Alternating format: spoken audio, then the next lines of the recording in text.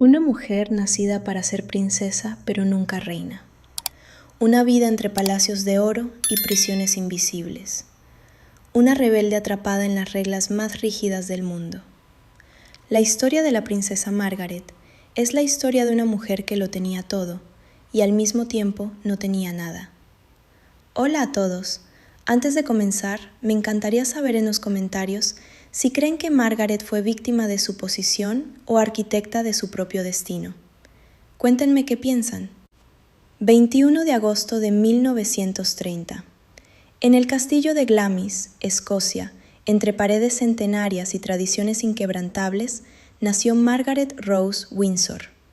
Fue la primera integrante de la familia real en nacer en Escocia en más de 300 años. Un detalle que parecía augurar una vida marcada por la excepcionalidad. Su llegada al mundo estuvo envuelta en superstición desde el primer momento. Las autoridades retrasaron varios días el registro de su nacimiento con un propósito específico: evitar que la pequeña Margaret apareciera como la número 13 en el registro parroquial. Aquel gesto, aparentemente insignificante, fue profético. La vida de Margaret estaría marcada por intentos constantes de controlar el destino, de esquivar la mala suerte, de moldear una existencia que desde el principio parecía escrita con tinta indeleble. En aquellos primeros años, los duques de York, sus padres, proyectaban la imagen de la familia perfecta ante el mundo. Margaret y su hermana mayor Elizabeth crecieron entre los muros protectores del 145 de Piccadilly y el Royal Lodge en Windsor, lugares donde la inocencia infantil coexistía con el peso de un apellido que definía naciones. Pero los rumores oscuros ya comenzaban a circular. Durante sus primeros años, persistieron afirmaciones falsas de que Margaret era sorda y muda, especulaciones que solo se desvanecieron en 1934, cuando la niña hizo su primera aparición pública importante en la boda de su tío, el príncipe George. Aquella presentación ante el mundo fue su bautismo de fuego. Margaret aprendió temprano que su vida no le pertenecía realmente. Cada gesto sería escrutado, cada palabra analizada, cada decisión juzgada.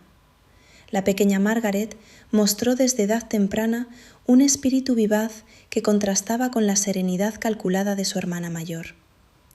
Mientras Elizabeth se preparaba inconscientemente para un futuro de responsabilidad y protocolo, Margaret nadaba, tocaba el piano con talento natural y exploraba los límites de lo permitido. Aquellas diferencias entre las hermanas no eran meras curiosidades infantiles. Eran las semillas de dos destinos radicalmente distintos. Una sería moldeada para gobernar, la otra para existir en las sombras de ese gobierno. Una aprendería a reprimir, la otra a expresar. Y en esa dicotomía se gestaba ya la tragedia que definiría a Margaret Rose Windsor. 1936 marcó el punto de quiebre que transformaría todo. El tío de Margaret, el rey Eduardo VIII, tomó una decisión que sacudió los cimientos de la monarquía británica. Abdicó al trono para casarse con Wallis Simpson, una estadounidense divorciada que representaba todo lo que la institución real rechazaba. Aquella renuncia, vista por muchos como un acto de amor romántico, fue para la familia de Margaret un cataclismo personal. De la noche a la mañana, su padre se convirtió en el rey Jorge VI y su madre en la reina consorte. Elizabeth, su hermana mayor, pasó de ser una princesa entre muchas a heredera presunta de la corona británica. Y Margaret, con apenas 6 años de edad, comprendió sin que nadie se lo explicara que su vida había cambiado para siempre. Aquel cambio repentino no fue solo un ajuste de títulos y protocolos. Fue el fin de la infancia tal como Margaret la había conocido. La familia se mudó al Palacio de Buckingham, un edificio monumental donde cada habitación parecía diseñada para recordarles su nueva posición. Las paredes de aquel lugar contenían siglos de historia, pero también encerraban a quienes vivían dentro. Para Margaret, aquellos pasillos interminables se convirtieron en el primer laberinto de muchos que enfrentaría. Su padre, un hombre tímido que nunca había deseado ser rey, cargaba ahora con el peso de una nación. Su madre asumió el papel de reina con una determinación férrea que dejaba poco espacio para la espontaneidad. Y Elizabeth comenzó su preparación formal para un destino que todos conocían. Margaret observaba todo esto desde su posición única, lo suficientemente cerca del poder para sentir su atracción, lo bastante lejos para nunca tocarlo realmente. Los años de la Segunda Guerra Mundial marcaron profundamente a Margaret de maneras que tardaría décadas en comprender. Mientras las bombas caían sobre Londres, la familia real decidió permanecer en la ciudad como símbolo de resistencia. Aquella decisión valiente tuvo consecuencias invisibles para una niña en formación.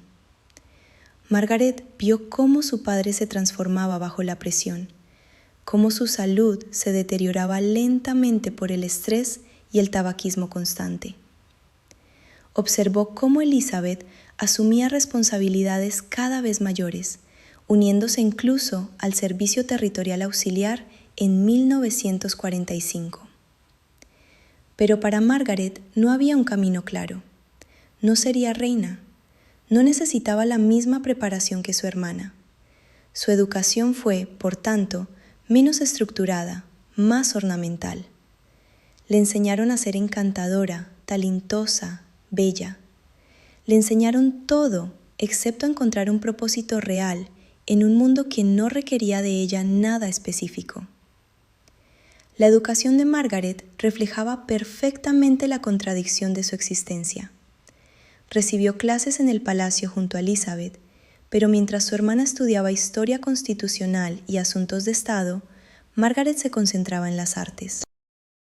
Desarrolló un talento genuino para el piano y el canto, habilidades que la convertían en el alma de las reuniones sociales, pero que no le proporcionaban ninguna función institucional real.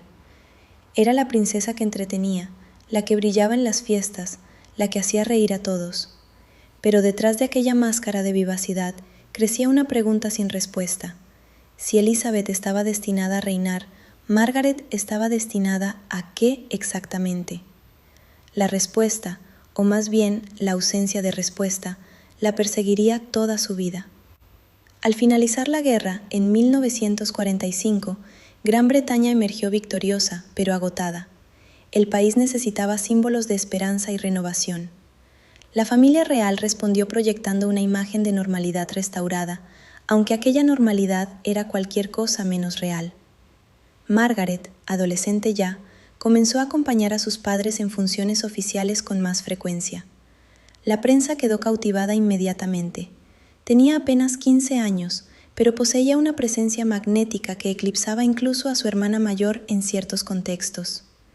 Era más pequeña que Elizabeth, más vivaz, más impredecible.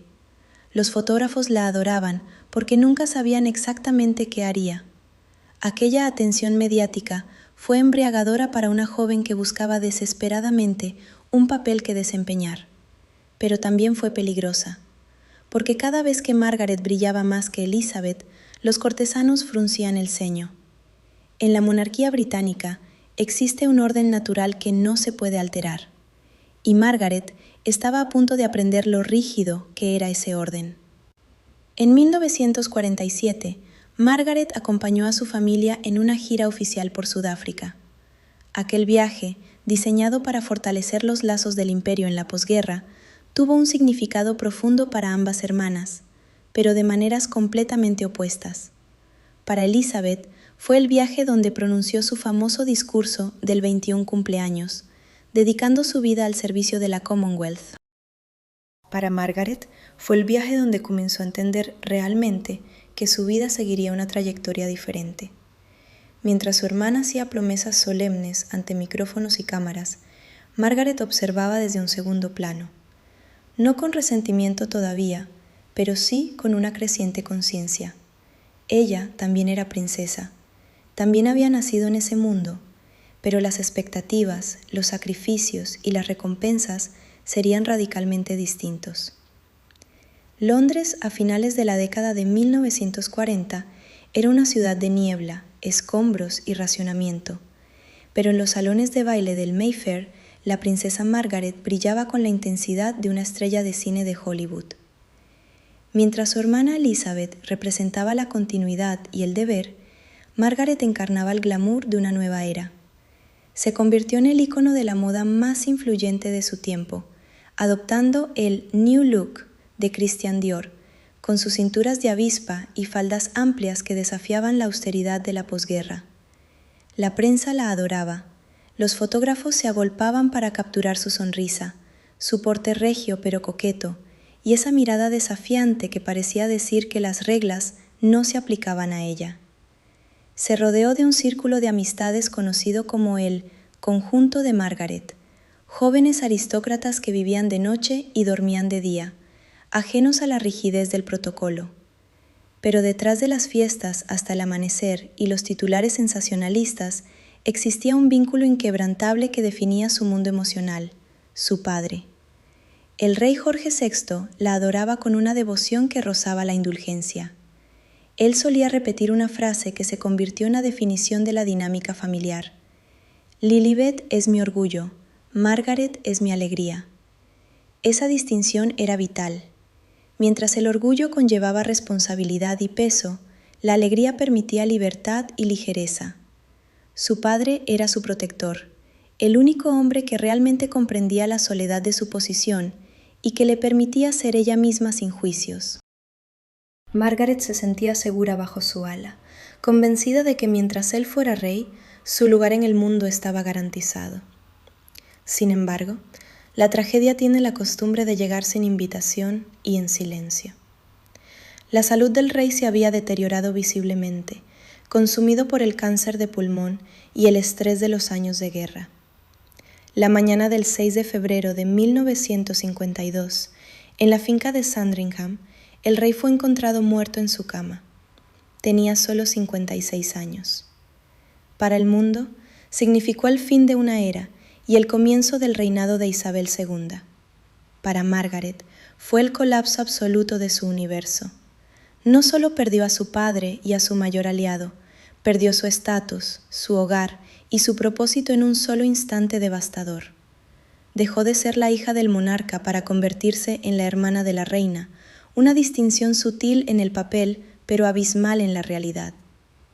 El dolor de Margaret fue tan intenso que tuvo que recurrir a sedantes para poder conciliar el sueño en las semanas posteriores al funeral. Se sentía a la deriva, desplazada del centro del poder hacia la periferia.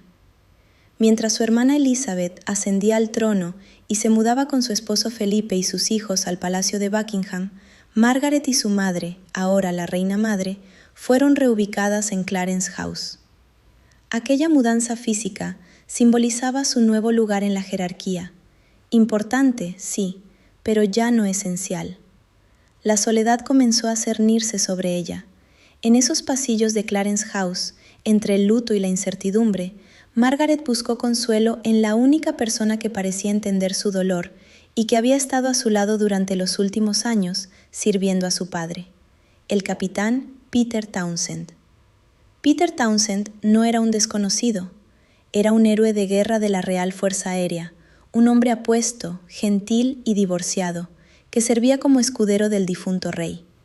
Tenía 16 años más que Margaret y 2 hijos, pero en él la princesa encontró la estabilidad que su vida había perdido. Lo que comenzó como una amistad basada en el consuelo mutuo y la equitación compartida en los terrenos de Windsor, floreció silenciosamente en un romance apasionado y prohibido. Mientras el mundo miraba hacia la joven reina Isabel y su inminente coronación, en las sombras de la corte se gestaba un escándalo que pondría a prueba los límites de la monarquía y el corazón de una nación. Margaret, vulnerable y enamorada, estaba a punto de desafiar a la Iglesia, al gobierno y a su propia hermana en nombre del amor. El romance secreto entre la princesa y el capitán Townsend floreció en la penumbra de los pasillos reales, lejos de las miradas indiscretas, pero bajo la atenta vigilancia de los sirvientes. Mientras el país entero se preparaba con fervor patriótico para la coronación de Isabel II en 1953, Margaret vivía su propio drama privado. La coronación no era solo el ascenso de su hermana al trono, era el escenario donde su secreto dejaría de serlo. En un gesto aparentemente inocente que las cámaras captaron y el mundo interpretó al instante, Margaret quitó una pelusa del uniforme de Peter Townsend durante la ceremonia. Ese pequeño acto de intimidad, realizado en el momento de mayor solemnidad nacional, fue la chispa que encendió la pólvora. Los rumores estallaron con la fuerza de un vendaval. La prensa británica, hasta entonces respetuosa con la vida privada de la realeza, se lanzó a especular sobre la naturaleza de la relación. ¿Podía la hermana de la reina, cabeza de la Iglesia de Inglaterra, casarse con un hombre divorciado cuyo excónyuge aún vivía? La respuesta oficial, dictada por las leyes de la Iglesia y del Estado, era un rotundo no. El matrimonio era indisoluble, según la doctrina anglicana de la época, y el divorcio, un estigma social imborrable. Margaret se encontró atrapada en una tormenta perfecta, entre su deseo de felicidad personal y las rígidas normas que su propia familia representaba. La reina se vio en una posición imposible. Como hermana, deseaba la felicidad de Margaret. Como monarca y gobernadora suprema de la Iglesia, no podía sancionar una unión que contradecía sus principios fundamentales. El gobierno de Winston Churchill también se opuso firmemente, temiendo que un matrimonio así socavara la moralidad pública y la estabilidad de la corona tan poco tiempo después de la crisis de abdicación de Eduardo VIII. La solución propuesta fue cruel en su simplicidad: separar a los amantes. Peter Townsend fue enviado lejos, asignado a un puesto diplomático en Bruselas, Bélgica, con la esperanza de que la distancia enfriara la pasión. Margaret quedó devastada. La partida de Townsend no solo le robó al hombre que amaba, sino que le confirmó su impotencia frente a la maquinaria institucional. Se refugió en sus deberes oficiales, cumpliendo con una agenda extenuante de visitas, inauguraciones y banquetes, pero su sonrisa pública ocultaba una profunda amargura. Comenzó a beber y fumar más de la cuenta, buscando en el alcohol y el tabaco un escape a la jaula dorada que la confinaba. Las fiestas se volvieron más largas, las noches más oscuras. Mientras esperaba que Townsend regresara, Margaret se convirtió en el centro de un círculo social hedonista, desafiando las convenciones con su comportamiento errático y su lengua afilada. 2 años pasaron lentamente, marcados por cartas secretas y llamadas telefónicas furtivas. Cuando Townsend finalmente regresó a Londres en 1955, la nación contuvo el aliento. La princesa había cumplido 25 años, edad en la que, teóricamente, ya no necesitaba el permiso de la reina para casarse según la ley de matrimonios reales. Sin embargo, la realidad política y religiosa seguía siendo un muro infranqueable. El gobierno le planteó un ultimátum brutal. Si se casaba con Townsend, sería despojada de sus títulos, de sus ingresos y de su lugar en la línea de sucesión, convirtiéndose en una paria real. Margaret se enfrentó a la decisión más difícil de su vida: elegir entre el amor romántico y su identidad como princesa. El 31 de octubre de 1955, la voz de la princesa Margaret resonó a través de la radio en millones de hogares británicos. Con un tono solemne y una dicción perfecta, leyó un comunicado que había redactado ella misma con la ayuda de Townsend. «He decidido no casarme con el capitán Peter Townsend», anunció. Explicó que era consciente de que, renunciando a sus derechos de sucesión, podría haber contraído matrimonio civil, pero, consciente de las enseñanzas de la Iglesia de que el matrimonio cristiano es indisoluble y de su deber hacia la Commonwealth, había decidido poner esas consideraciones por encima de todo. Fue un acto de sacrificio público que conmocionó al mundo. Para muchos, Margaret se convirtió en una heroína trágica, una mártir del deber real. Para otros, fue una víctima de un sistema arcaico e inhumano. La ruptura con Townsend marcó un punto de inflexión irreversible en su vida. Habiendo renunciado al amor verdadero por el deber, Margaret pareció decidir que, a cambio, se cobraría la vida en placeres y privilegios. Se sumergió en la vida nocturna de Londres con una intensidad renovada, convirtiéndose en la reina indiscutible de la sociedad del café. Frecuentaba clubes de jazz, teatros y fiestas exclusivas, rodeada de artistas, escritores y bohemios que la adulaban y la divertían. Su comportamiento se volvió más imperioso, exigiendo un respeto absoluto al protocolo real, incluso en los ambientes más informales. Se decía que podía ser encantadora un momento y devastadoramente grosera al siguiente, utilizando su estatus como un arma para mantener a la gente a distancia. En este torbellino de frivolidad y búsqueda de sentido, Margaret conoció a un hombre que era todo lo contrario a los aristócratas con los que solía relacionarse. Anthony Armstrong Jones era un fotógrafo de moda plebeyo, carismático, moderno y sexualmente ambiguo. Se conocieron en una cena en 1958 y comenzaron una relación discreta, reuniéndose en el estudio de él en Pimlico, lejos de los ojos curiosos de la corte. Armstrong Jones no la trataba con la reverencia asfixiante de los cortesanos. La desafiaba, la hacía reír y la introdujo en un mundo artístico y vanguardista que ella encontraba fascinante. Para Margaret, él representaba una rebelión, una forma de romper con las expectativas tradicionales sin renunciar del todo a su posición. La relación se mantuvo en secreto hasta que, en 1960, ocurrió algo inesperado. Margaret recibió una carta de Peter Townsend anunciándole su compromiso con una joven belga de 19 años. La noticia fue un golpe devastador para su orgullo y su corazón.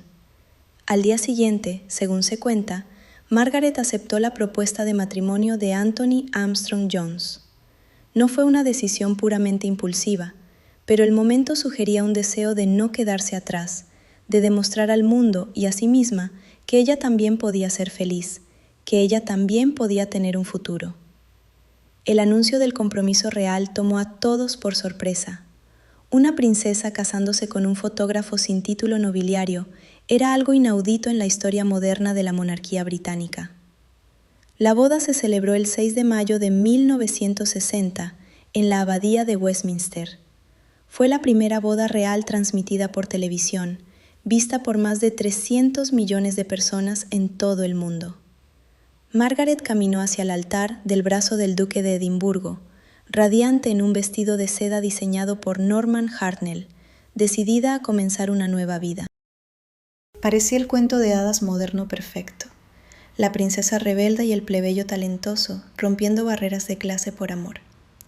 Pero bajo el brillo de las joyas y los flashes de las cámaras, las semillas del conflicto ya estaban sembradas.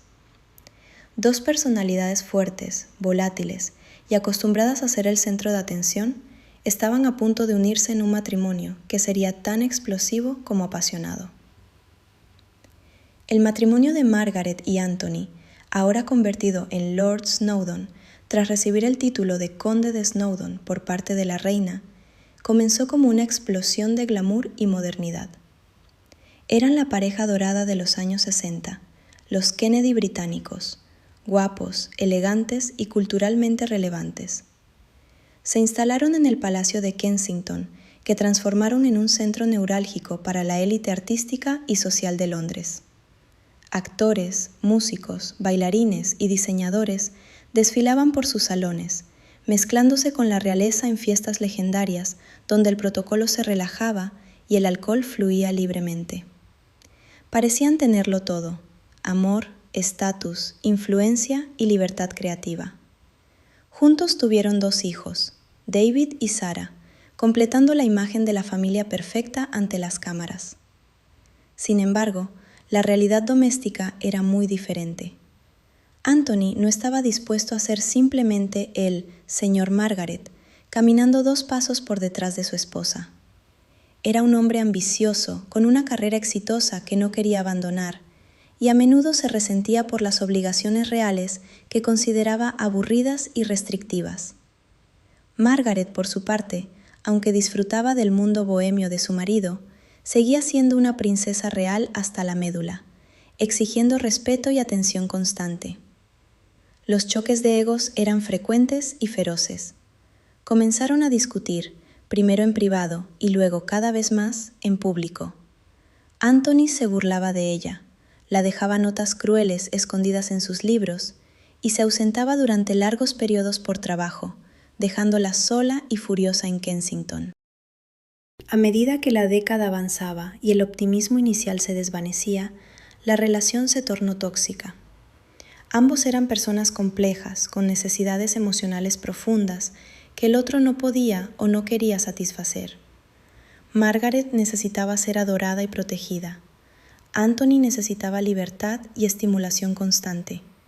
Comenzaron a llevar vidas separadas bajo el mismo techo, unidos solo por la fachada pública y cada vez más tenuemente por sus hijos. Los rumores de infidelidades empezaron a circular, primero susurrados y luego publicados. Se decía que Anthony tenía amantes, tanto hombres como mujeres, y que Margaret, sintiéndose abandonada y humillada, comenzó a buscar consuelo en otros brazos. Fue en este clima de desintegración matrimonial cuando Margaret descubrió su refugio definitivo, la isla de Mustique. Colin Tennant, un viejo amigo y aristócrata excéntrico, le había regalado un terreno en esta pequeña isla privada del Caribe como regalo de bodas. En 1968, Margaret construyó allí una villa a la que llamó Les Jolies Eaux, las aguas bellas. Mustique se convirtió en su santuario, el único lugar donde podía escapar del escrutinio de la prensa británica y de la tensión de su matrimonio. Allí, rodeada de aguas turquesas y vegetación exuberante, Margaret podía ser simplemente ella misma, o al menos la versión de sí misma que quería ser, una reina en su propio paraíso tropical. Pero Mustique no era solo un lugar de descanso, era un escenario para el hedonismo desenfrenado.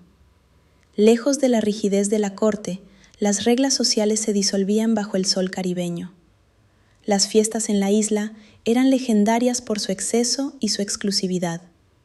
Margaret presidía estas reuniones como una monarca exiliada, rodeada de un séquito leal y a menudo adulador. Fue en Mustique donde se consolidó su imagen de princesa fiestera, una mujer que vivía al límite, bebiendo gin tonics desde el mediodía y bailando hasta el amanecer.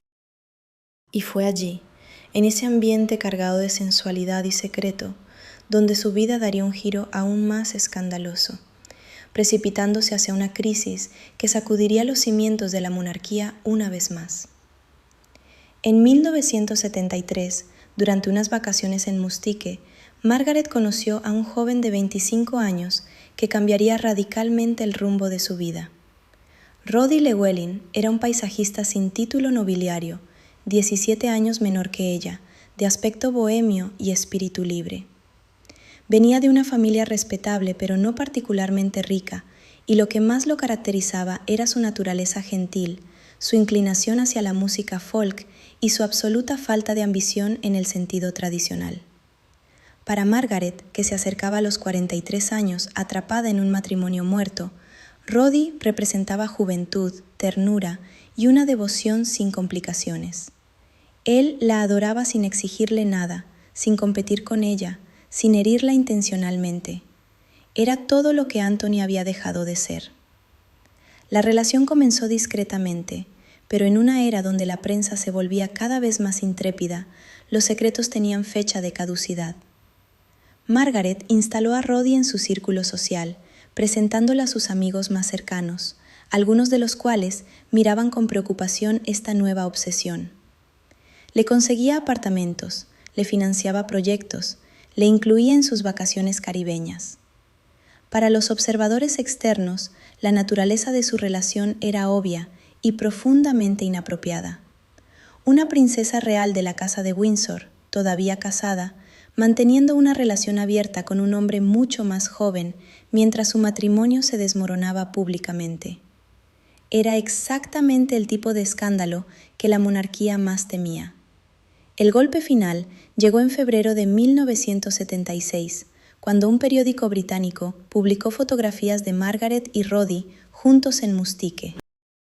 En las imágenes, tomadas con teleobjetivo desde la playa vecina, Margaret aparecía en traje de baño junto a Roddy, ambos relajados y claramente íntimos. El escándalo fue monumental. Los titulares gritaban traición, inmoralidad y crisis constitucional. Parlamentarios conservadores exigieron explicaciones. La Iglesia expresó su profunda preocupación. Y la reina, atrapada entre su rol como jefa de Estado y su amor por su hermana, enfrentó una de las crisis familiares más difíciles de su reinado. Margaret había cruzado una línea invisible pero absolutamente clara. Había avergonzado públicamente a la corona. La presión se volvió insostenible. Anthony Armstrong Jones, quien también había mantenido múltiples relaciones extramaritales durante años, ahora tenía la excusa perfecta para formalizar lo que todos sabían que era inevitable. En mayo de 1978, Margaret y Anthony se divorciaron oficialmente, convirtiéndose en el primer divorcio real de alto perfil desde Enrique VIII. El proceso fue público, humillante y profundamente doloroso. Los detalles íntimos de su vida conyugal se filtraron a los medios. Se hablaba de peleas violentas, infidelidades cruzadas y una toxicidad mutua que había envenenado todo. Margaret, que una vez había renunciado al amor de Peter Townsend para proteger la dignidad de la corona, ahora veía su vida privada convertida en entretenimiento de tabloides. El divorcio la dejó devastada emocionalmente y vulnerable públicamente. Su relación con Roddy Llewellyn continuó durante algunos años más, pero estaba marcada por una desesperación creciente. Margaret sabía que él nunca podría llenar el vacío que sentía, y Roddy, cada vez más incómodo con el escrutinio mediático y la intensidad de las necesidades emocionales de ella, comenzó a distanciarse. Las fotografías de esa época muestran a una Margaret todavía bella, pero visiblemente cansada, con la mirada más dura, las líneas de su rostro más profundas. Había pagado el precio más alto por su búsqueda de felicidad personal, y la cuenta aún no estaba cerrada. La década de 1980 fue el comienzo del declive visible de Margaret. Su reputación estaba destrozada, su matrimonio había terminado en escándalo y su relación con Roddy Llewellyn finalmente se disolvió en 1981, cuando él se casó con otra mujer. Margaret se encontró sola a los 50 años, sin un propósito claro y sin el amor que tanto había buscado. Su respuesta fue retirarse cada vez más hacia los excesos que siempre habían sido su escape: el alcohol, el tabaco y las fiestas interminables. Bebía whisky y gin desde temprano en el día, fumaba 60 cigarrillos diarios y mantenía un estilo de vida nocturno que su cuerpo comenzaba a no poder sostener. Los rumores sobre su comportamiento errático se multiplicaban. Se contaban historias de Margaret llegando horas tarde a eventos oficiales, exigiendo que todos se pusieran de pie cuando entraba, incluso en reuniones informales, y humillando públicamente a quienes consideraba que no le mostraban el respeto debido. Había desarrollado una lista de reglas absurdas que todos debían seguir en su presencia. No podían iniciar conversación con ella, debían esperar a que ella hablara primero. No podían sentarse hasta que ella lo hiciera, y bajo ninguna circunstancia podían darle la espalda.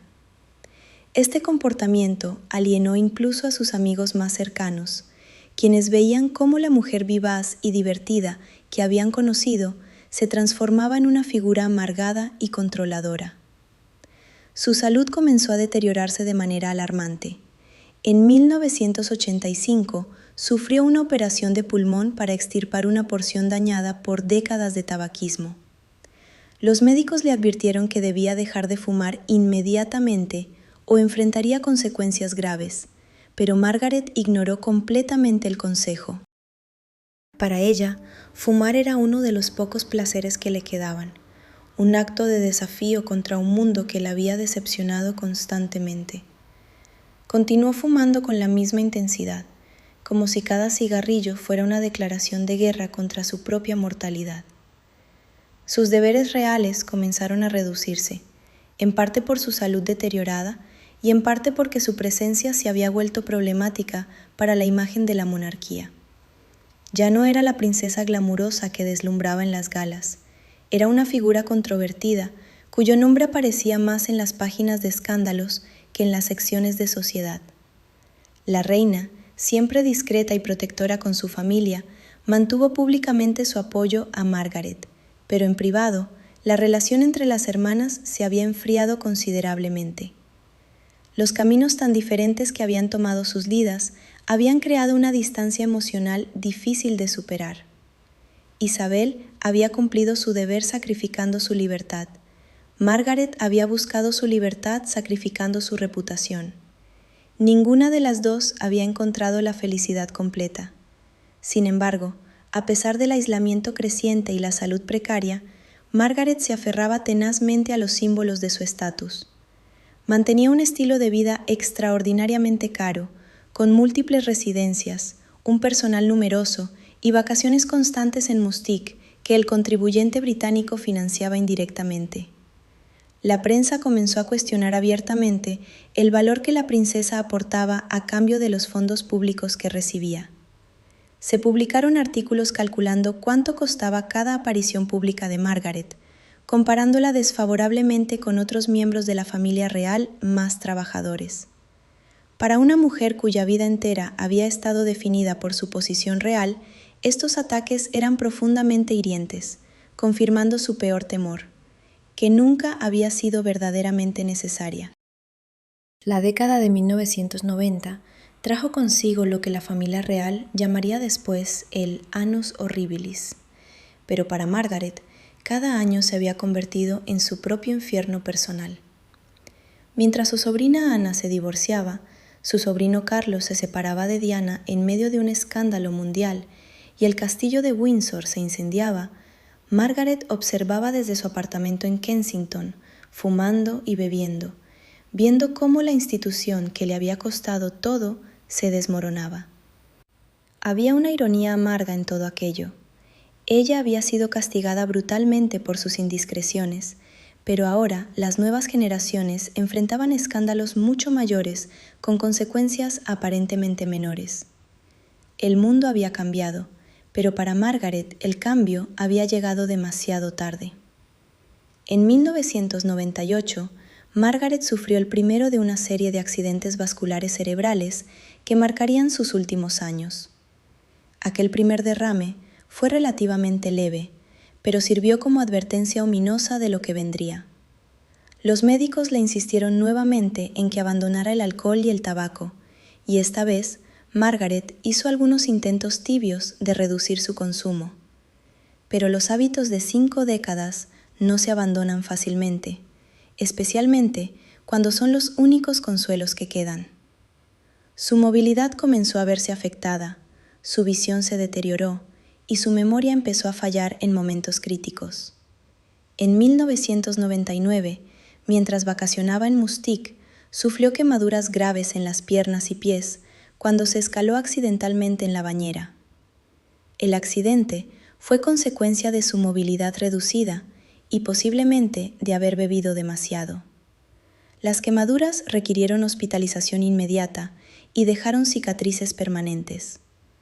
Fue un momento de humillación profunda para una mujer que siempre había valorado su apariencia y su independencia. Tuvo que ser evacuada de la isla en avión médico.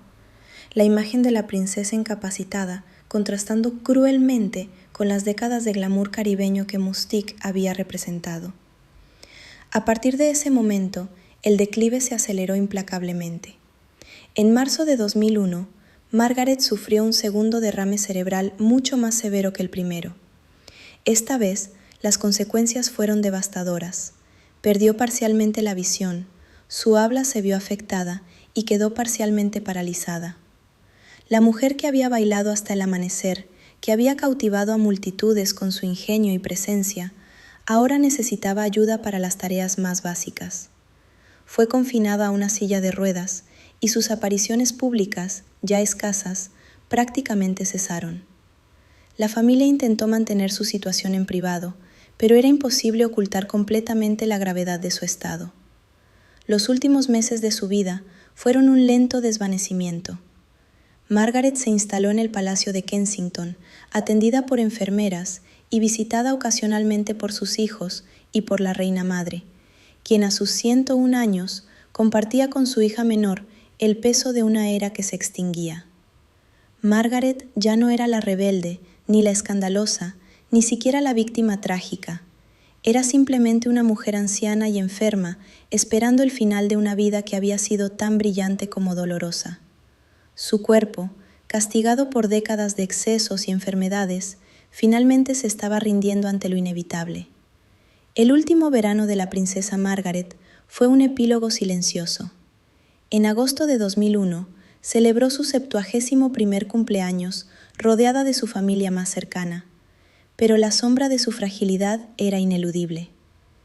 Apareció en público por última vez en diciembre de ese mismo año, en la fiesta del centenario de la princesa Alicia, duquesa de Gloucester. Iba en silla de ruedas, con gafas oscuras que ocultaban los estragos de los derrames cerebrales, y su rostro, una vez famoso por su belleza vivaz, mostraba una hinchazón preocupante. Aquella imagen conmocionó a la nación, la rebelde real, la mujer que había desafiado convenciones y roto corazones, reducida a una figura frágil y dependiente. Sin embargo, incluso en su declive, Margaret mantuvo destellos de su antiguo yo. Se negó a dejar de fumar completamente hasta el final, desafiando a los médicos con la misma terquedad con la que había desafiado al gobierno décadas atrás. Seguía exigiendo su ginebra con agua a las 12 en punto y se aseguraba de que su cabello y maquillaje estuvieran impecables antes de recibir visitas, aunque éstas fueran escasas. Era un último acto de resistencia, una forma de aferrarse a la dignidad y al control en un mundo que se le escapaba rápidamente. La noche del 8 de febrero de 2002, Margaret sufrió otro derrame cerebral masivo, el cuarto y definitivo. Fue trasladada urgentemente del Palacio de Kensington al Hospital Rey Eduardo VII en Londres. A pesar de los esfuerzos médicos, su cuerpo ya no tenía fuerzas para luchar.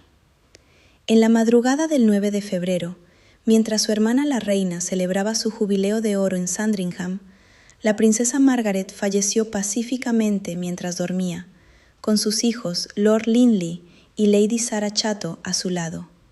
Tenía 71 años. La noticia de su muerte fue recibida con una mezcla de tristeza y nostalgia. Para muchos, Margaret representaba una era de glamour y escándalo que ya no existía en la monarquía moderna. Su funeral, celebrado el 15 de febrero de 2002 en la capilla de San Jorge en Windsor, fue una ceremonia privada y sombría, tal como ella había deseado. Fue incinerada en el crematorio de Slough, rompiendo una vez más con la tradición real de los entierros, y sus cenizas fueron depositadas en la tumba de su amado padre, el rey Jorge VI, cumpliendo así su último deseo de descansar eternamente junto al hombre que siempre fue su orgullo y su refugio. La ironía final de la vida de Margaret fue que su muerte ocurrió apenas 7 semanas antes que la de su madre, la reina madre, quien falleció a los 101 años. La reina Isabel II perdió a su hermana y a su madre en un lapso de 2 meses, quedando sola como la última guardiana de una generación que había vivido guerras, abdicaciones y transformaciones sociales radicales. Con la partida de Margaret se cerró un capítulo turbulento pero fascinante de la historia real británica.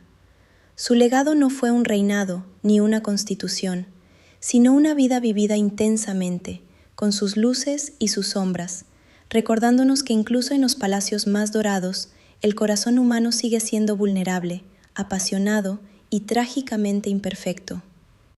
Pero la historia de la princesa Margaret no termina con su muerte.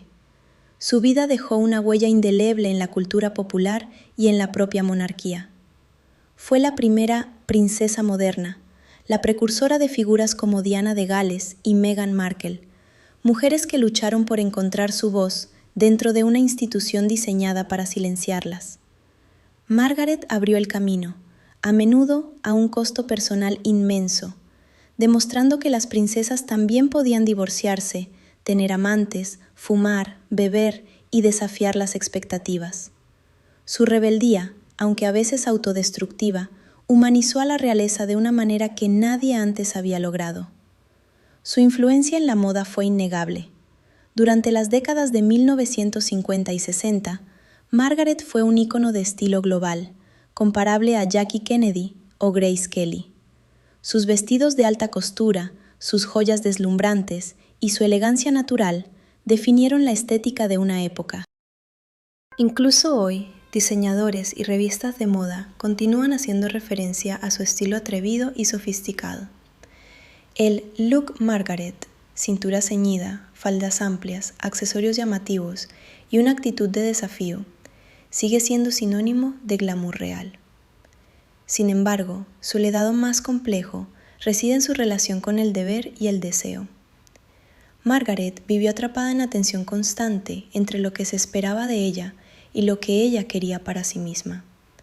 Su renuncia a Peter Townsend se cita a menudo como el último gran sacrificio romántico de la monarquía, un momento en el que el deber triunfó sobre el amor. Pero su posterior vida de excesos y escándalos sugiere que ese sacrificio dejó una herida que nunca sanó. Su historia plantea preguntas incómodas sobre el precio de la tradición y los límites de la libertad individual dentro de una familia real. En los años posteriores a su muerte, la percepción pública de Margaret ha evolucionado. Gracias a biografías, documentales y series de televisión como The Crown, una nueva generación ha descubierto su historia. Ya no se la ve solo como la hermana difícil o la princesa fiestera, sino como una mujer compleja, talentosa y profundamente infeliz, atrapada en un sistema que no sabía qué hacer con ella. Se ha revalorizado su papel como patrona de las artes y su apoyo a organizaciones benéficas, facetas que a menudo quedaron eclipsadas por sus escándalos personales. Su vida nos recuerda que el privilegio no garantiza la felicidad y que las jaulas de oro siguen siendo jaulas. Margaret tuvo acceso a todo lo que el dinero y el estatus podían comprar, pero le faltó lo esencial, la libertad de elegir su propio destino. Su historia es una advertencia y una lección, un espejo en el que se reflejan las contradicciones de la monarquía y la fragilidad de la condición humana. Profundicemos en esa relación tan singular que definió gran parte de su existencia, el vínculo con su hermana, la reina Isabel II. A pesar de sus diferencias abismales de carácter y destino, las dos hermanas mantuvieron una conexión inquebrantable hasta el final. Isabel era la constante, la responsable, la que encarnaba el deber. Margaret era la variable, la impulsiva, la que representaba la emoción. Se complementaban como el día y la noche. Se dice que tenían una línea telefónica directa entre el Palacio de Buckingham y el Palacio de Kensington, y que hablaban a diario, compartiendo chismes, preocupaciones y risas que nadie más podía entender. Para Isabel, Margaret era su enlace con el mundo real, una ventana a una vida menos restringida que ella nunca podría tener. Margaret le contaba sobre las últimas tendencias, las obras de teatro polémicas y los escándalos de la alta sociedad. A cambio, Isabel le ofrecía a Margaret una estabilidad y una protección que nadie más podía darle. La reina siempre perdonó los excesos de su hermana, interviniendo discretamente para suavizar las consecuencias de sus escándalos y asegurándose de que Margaret nunca fuera completamente excluida, a pesar de las presiones de los cortesanos y del gobierno. Sin embargo, esa relación también estaba marcada por una rivalidad sutil pero persistente. Margaret, más vivaz y carismática, a menudo sentía que ella habría sido una reina más brillante, mientras que Isabel, más tímida y reservada, a veces envidiaba la libertad relativa de su hermana. Hubo momentos de tensión, especialmente cuando los escándalos de Margaret amenazaban la estabilidad de la corona que Isabel había jurado proteger. Pero el amor fraternal siempre prevaleció. Cuando Margaret murió, la estoica reina Isabel mostró una emoción rara vez vista en público, derramando lágrimas por la alegría que había perdido para siempre. Esta dinámica entre las hermanas Windsor es fundamental para entender la monarquía británica del siglo XX.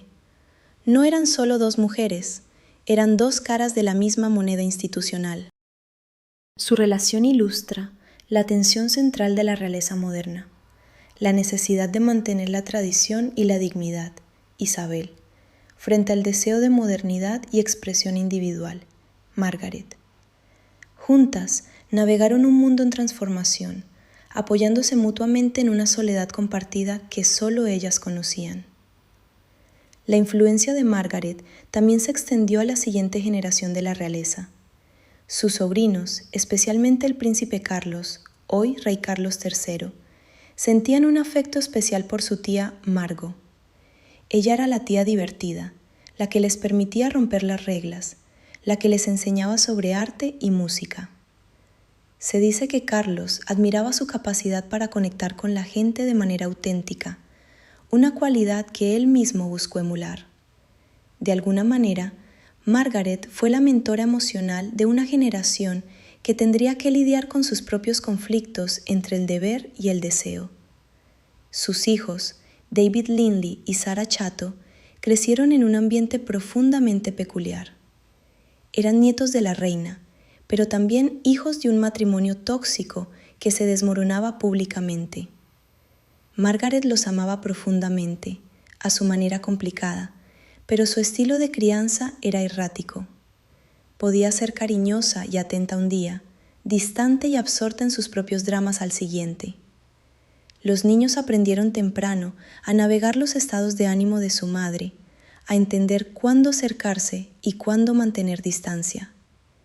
David heredó el talento artístico de su padre y se convirtió en un respetado ebanista y diseñador de muebles.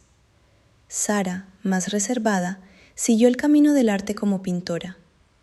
Ambos se mantuvieron leales a su madre incluso en sus peores momentos, visitándola regularmente durante su largo declive y estando presentes en sus últimas horas. La relación de Margaret con el dinero también merece atención especial. Nunca tuvo que trabajar para ganarse la vida, recibiendo una asignación anual del Parlamento conocida como la lista civil. Esto la convertía en objeto de críticas constantes, especialmente cuando el país enfrentaba dificultades económicas. Los contribuyentes británicos financiaban su estilo de vida lujoso, las vacaciones en Mustique, el personal numeroso, los vestidos de alta costura, las joyas deslumbrantes. Margaret era notoriamente derrochadora y nunca mostró señales de comprender o preocuparse por el valor del dinero.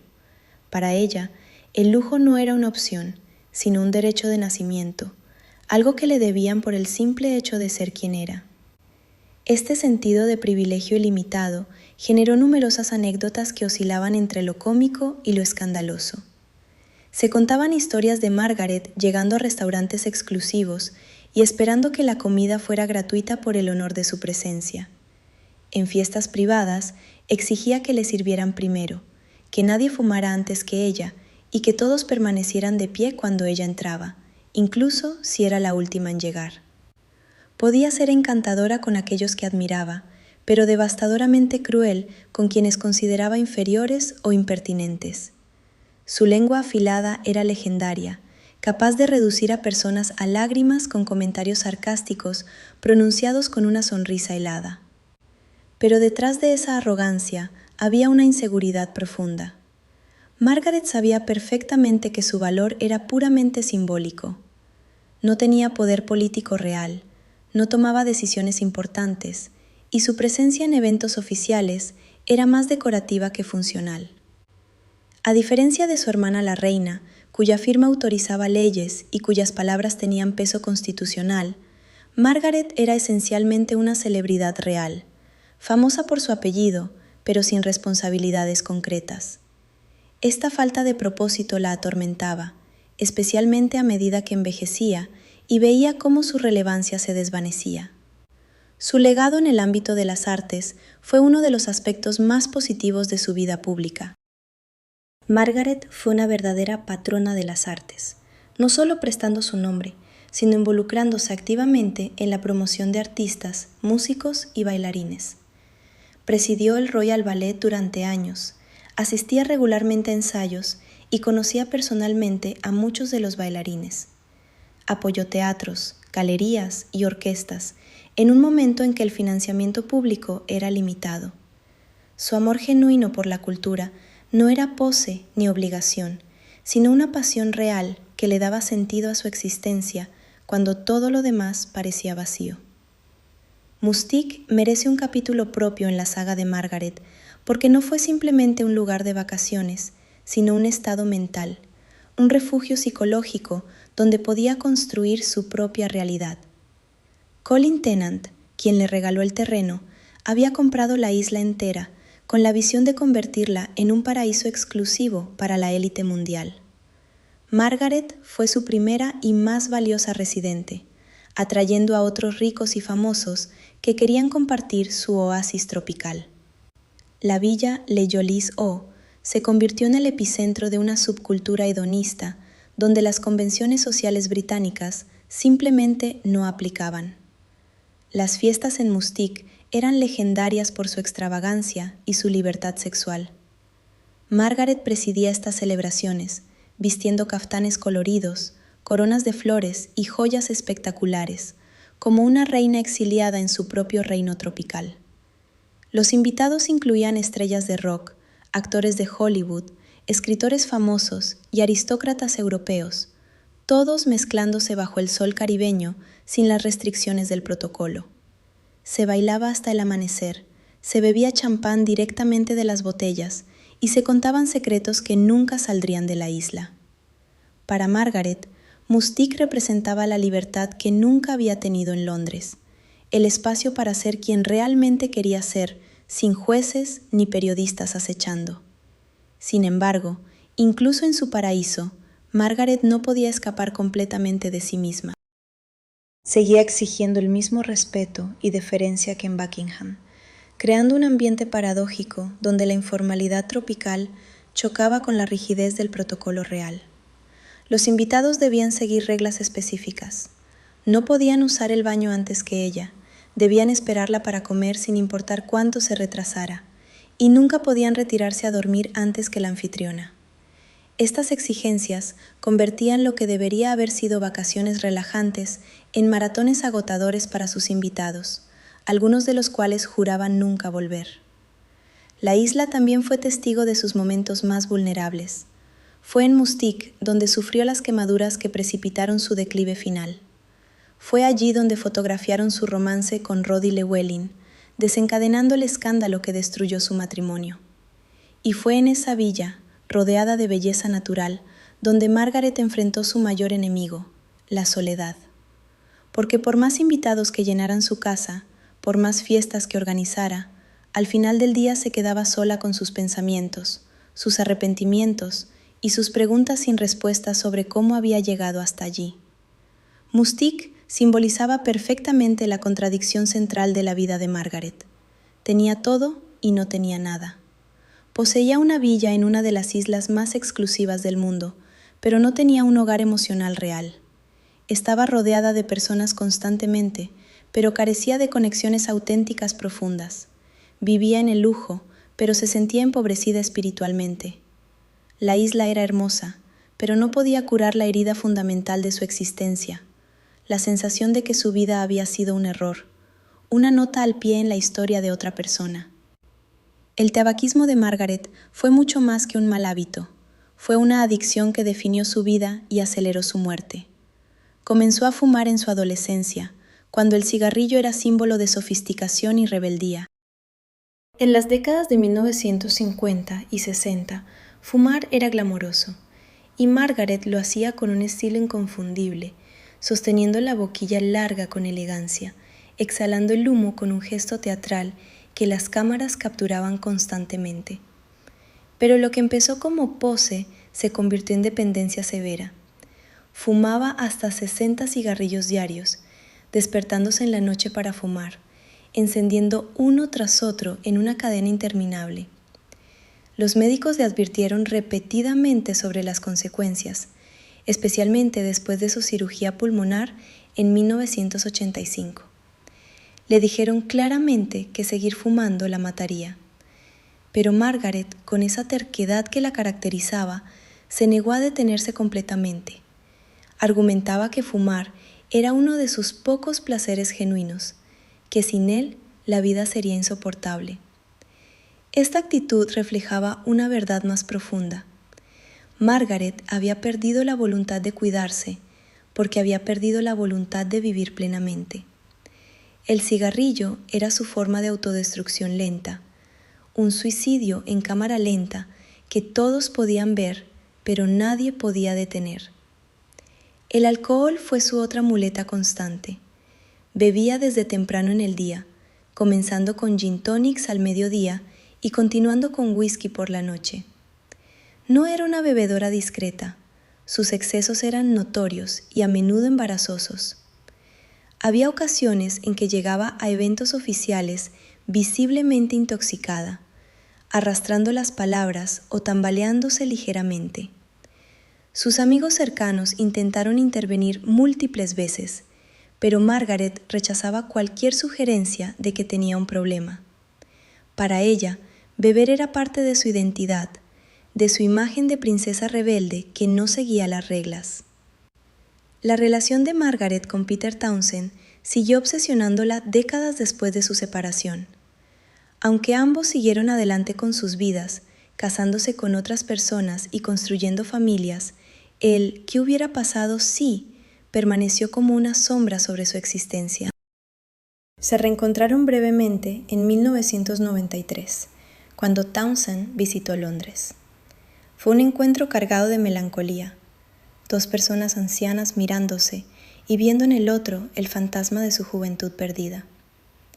Margaret admitió en conversaciones privadas con amigos cercanos que nunca había dejado de amarlo realmente, que todos los hombres que vinieron después fueron intentos fallidos de llenar el vacío que él dejó. Esta admisión es crucial para entender su vida romántica posterior. Su matrimonio con Anthony Armstrong Jones, su relación con Roddy Llewellyn y los numerosos flirteos y rumores de aventuras que la rodearon, todos existieron bajo la sombra alargada de Peter Townsend. Margaret buscaba en cada hombre lo que había perdido, la sensación de ser amada incondicionalmente, de ser la prioridad absoluta de alguien, de ser vista como mujer antes que como princesa. Pero ninguna relación posterior pudo replicar la intensidad de aquel primer amor prohibido, porque ninguna llevaba consigo el peso del sacrificio que ella había hecho. La decisión de renunciar a Townsend la persiguió de maneras que ella no anticipó. En el momento, pareció la elección correcta, la noble, la que demostraba su lealtad a la corona y a su hermana.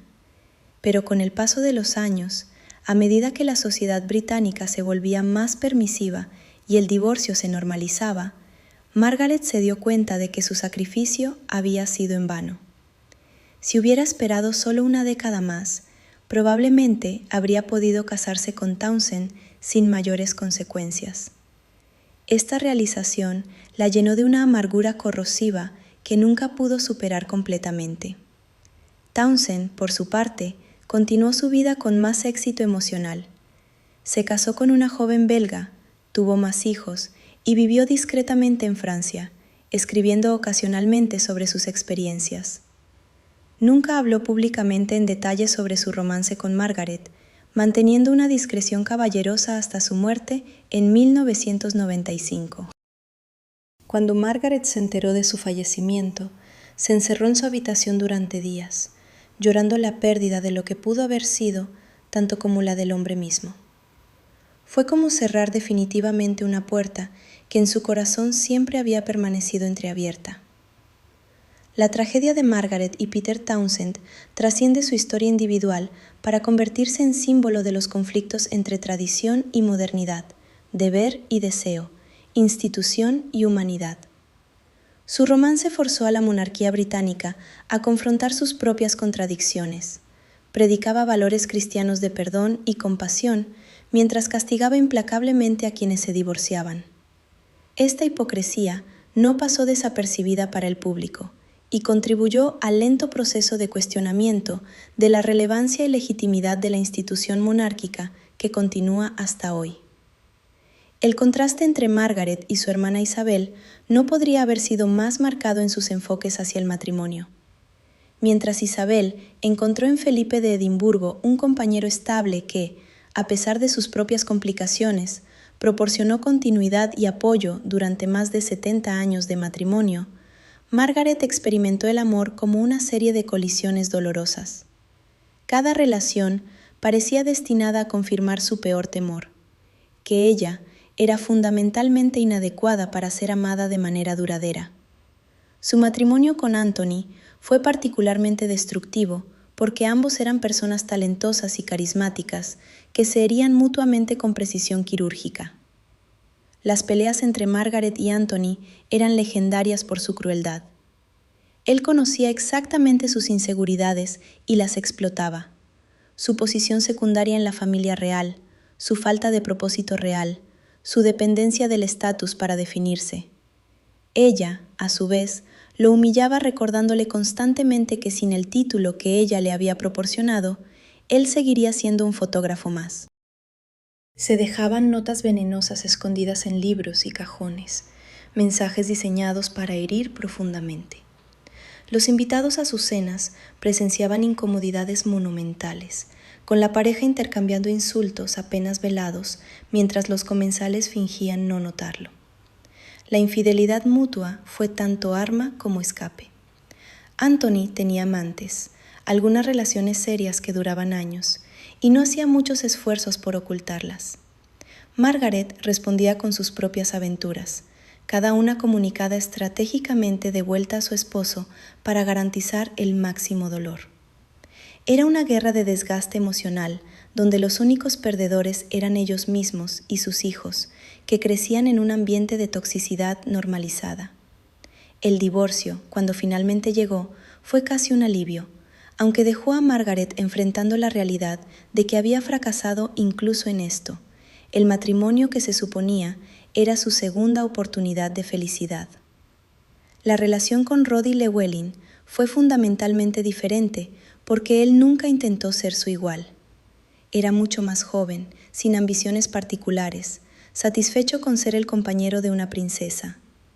Para Margaret, esto fue inicialmente refrescante. Finalmente alguien que no competía con ella, que no la desafiaba constantemente.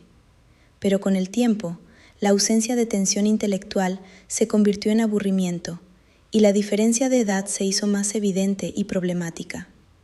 Margaret se dio cuenta de que no quería un adorador pasivo, quería un socio que la igualara, pero ese tipo de hombre inevitablemente chocaría con su necesidad de ser tratada como realeza.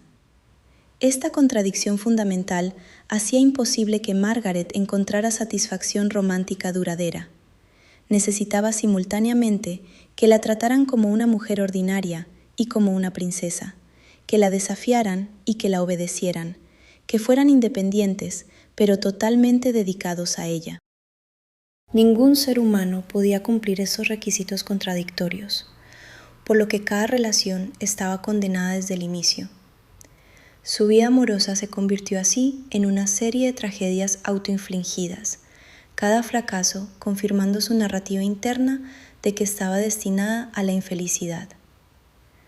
Los últimos años de Margaret ofrecen lecciones brutales sobre el precio del privilegio sin propósito. Mientras observaba su cuerpo deteriorarse, su mente permaneció lúcida el tiempo suficiente para comprender completamente lo que estaba perdiendo. La independencia, la dignidad, incluso la capacidad de realizar las tareas más básicas sin ayuda, todo se fue erosionando gradualmente. Para una mujer que había valorado tanto su apariencia y su autonomía, esta degradación fue particularmente cruel. Se negaba a que la fotografiaran en su silla de ruedas, consciente de que esas imágenes quedarían como su legado visual final. Su relación con la reina madre durante estos años finales fue compleja. Ambas mujeres habían quedado viudas del mismo hombre, el rey Jorge VI, y compartían el luto por una era desaparecida. Pero mientras la reina madre mantuvo su vitalidad y propósito hasta los 101 años, permaneciendo activa en funciones públicas, Margaret se había derrumbado décadas antes. Esta diferencia generó tanto cercanía como resentimiento. La madre visitaba a la hija enferma, pero en esas visitas había también un recordatorio implícito de lo que Margaret pudo haber sido si hubiera elegido diferente. Los nietos de Margaret la conocieron principalmente en su etapa de declive. Para ellos, la tía abuela Margaret no era la princesa glamurosa de las fotografías antiguas, sino una anciana frágil en silla de ruedas que fumaba a escondidas y hablaba con nostalgia de tiempos mejores. Esta versión reducida de sí misma era quizás su mayor humillación.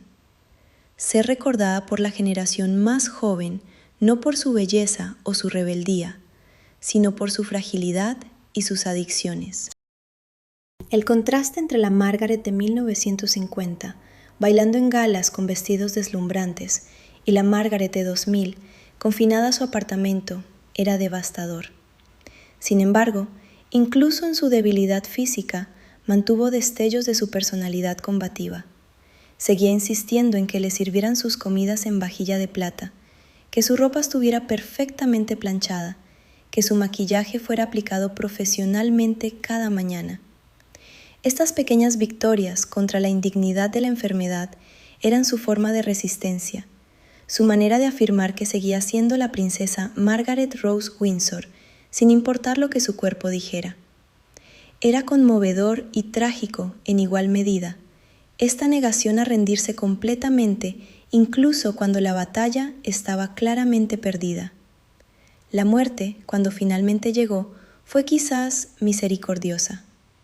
Margaret había vivido demasiado tiempo en un mundo que ya no la quería ni la necesitaba, arrastrando el peso de una vida que nunca encontró su verdadero propósito. Su último derrame cerebral fue rápido y definitivo, ahorrándole años adicionales de dependencia y deterioro. Murió en la madrugada, silenciosamente, sin el drama que había marcado tanto de su vida. Fue un final apropiadamente anticlimático para una mujer cuya existencia había sido definida por esperar algo que nunca llegó, un papel protagonista en su propia historia. El funeral de Margaret fue deliberadamente discreto, reflejando sus deseos expresos de evitar el espectáculo que había perseguido su vida. No hubo el funeral de Estado que normalmente correspondía a alguien de su rango. En cambio, fue una ceremonia íntima en la capilla de San Jorge en Windsor, con solo la familia inmediata y amigos más cercanos presentes. Incluso en la muerte, Margaret parecía consciente de cómo sería percibida, eligiendo la dignidad silenciosa sobre la pompa que caracterizó tantos momentos de su vida pública. Su decisión de ser incinerada también rompió con siglos de tradición real, un último acto de individualidad. La colocación de sus cenizas junto a su padre fue profundamente simbólica. El rey Jorge VI había sido su ancla emocional, el único hombre que la amó sin condiciones ni expectativas. Al elegir descansar a su lado, Margaret cerraba el círculo de su existencia, volviendo simbólicamente a la única persona que realmente la había entendido y valorado por quien era.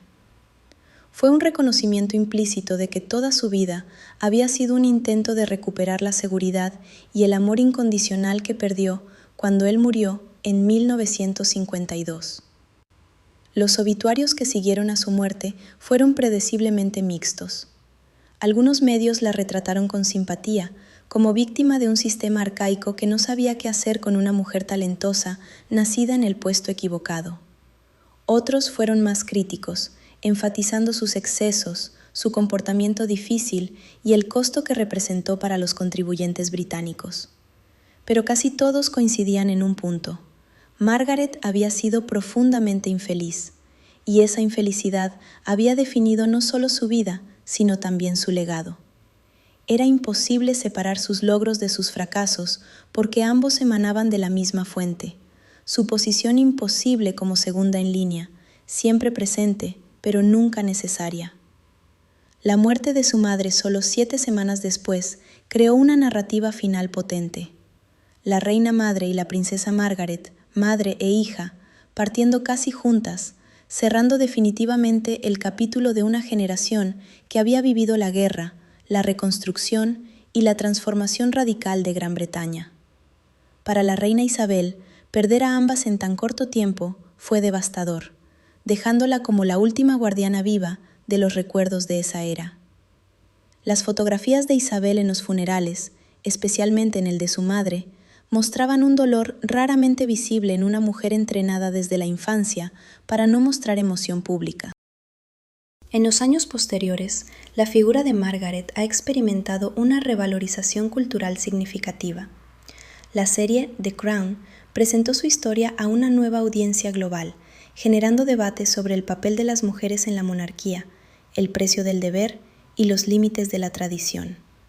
Actores talentosos la interpretaron con matices que humanizaron sus luchas, transformándola de caricatura de princesa problemática a persona compleja atrapada en circunstancias imposibles. Esta reinterpretación ha sido controversial, con algunos puristas argumentando que romantiza sus excesos, mientras otros celebran que finalmente se cuente su historia con empatía. Al final, la pregunta que define el legado de la princesa Margaret es si fue arquitecta de su propio destino o víctima de circunstancias fuera de su control. La respuesta, como con la mayoría de las vidas humanas complejas, es probablemente ambas cosas. Nació en una posición que garantizaba privilegio, pero no felicidad, estatus, pero no propósito, visibilidad, pero no poder real. Las decisiones que tomó dentro de esos límites, tanto las nobles como las autodestructivas, reflejaron su lucha constante por encontrar significado en una existencia fundamentalmente contradictoria. Margaret representa el costo humano de instituciones que valoran la continuidad sobre la individualidad. La monarquía británica necesita herederos y respaldos, figuras que desempeñan roles específicos en la maquinaria ceremonial del Estado. Pero esas figuras son personas con necesidades emocionales, talentos únicos y deseos de autorrealización que la institución a menudo no puede acomodar. Margaret fue atrapada en este conflicto fundamental, demasiado visible para ser ignorada, demasiado secundaria para ser esencial, demasiado real para ser feliz en su rol. Su vida nos obliga a confrontar preguntas incómodas sobre el valor del sacrificio personal por instituciones heredadas. Cuando Margaret renunció a Peter Townsend, salvó teóricamente el prestigio de la corona en un momento delicado. Pero ese prestigio fue comprado con su felicidad, y décadas después, cuando la monarquía sobrevivió divorcios mucho más escandalosos sin colapsar, quedó claro que su sacrificio había sido innecesario. Esta realización tardía es quizás la tragedia más profunda de su historia. Sufrió por nada, renunció a todo por una institución que habría sobrevivido perfectamente sin su sacrificio. El contraste entre las dos hermanas Windsor define también dos filosofías de vida irreconciliables. Isabel eligió la represión total, subordinando completamente sus deseos personales al deber, y encontró en esa abnegación una forma de paz, aunque nunca libertad. Margaret eligió la expresión, persiguiendo sus deseos incluso cuando eso generaba escándalo, y encontró en esa búsqueda dolor constante, pero también momentos de alegría auténtica. Ninguna de las dos fue completamente feliz, sugiriendo que quizás para las mujeres nacidas en su posición, la felicidad simplemente no era una opción disponible. La historia de la princesa Margaret es, en última instancia, una advertencia sobre los peligros de vivir para las expectativas de otros. Cada decisión importante de su vida fue moldeada por lo que su familia, su país o su posición demandaban de ella. Incluso sus actos de rebeldía eran reacciones contra esas expectativas más que expresiones auténticas de su verdadero yo. Nunca tuvo la oportunidad de descubrir quién habría sido Margaret Rose Windsor si hubiera nacido sin título, sin palacios, sin cámaras siguiéndola constantemente. Esa Margaret alternativa permanece como un fantasma fascinante, la mujer que pudo haber sido feliz en otra vida. Su vida terminó donde comenzó, junto a su padre, en Windsor, entre las paredes de una institución que la definió, pero nunca la satisfizo. 71 años de lujo, escándalos y tragedia, de bailes brillantes y lágrimas secretas, de amor apasionado y soledad profunda, todo reducido finalmente a un puñado de cenizas descansando en una bóveda real. Pero su historia sobrevive, recordándonos que incluso en los palacios más dorados, el corazón humano sigue siendo vulnerable, que el privilegio no garantiza la felicidad y que algunas jaulas son invisibles, pero absolutamente reales.